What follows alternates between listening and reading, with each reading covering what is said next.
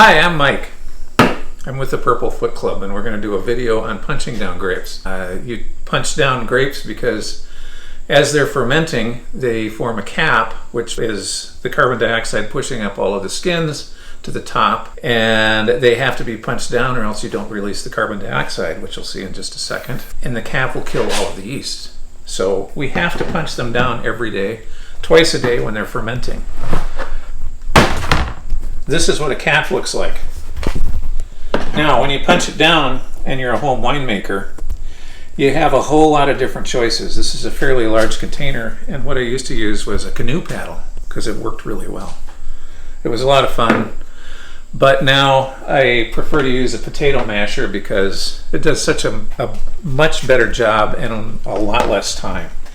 So all you basically do is push, and if you notice, the volume of the grapes also reduces because the skins get absorbed into the juice. The bubbling is the releasing carbon dioxide. And once we're done, we have it nicely stirred up and it can continue to ferment and it won't die. So we do all of our grapes at the same time every day. I do them twice a day right now. This is Merlot. You note the shinier skins.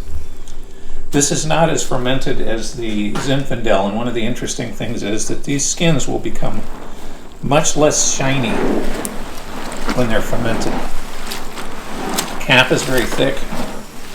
There's a lot of bubbling going on. And I need to get that carbon dioxide released as quickly as possible. You notice the foam on the top. That's essentially what we do.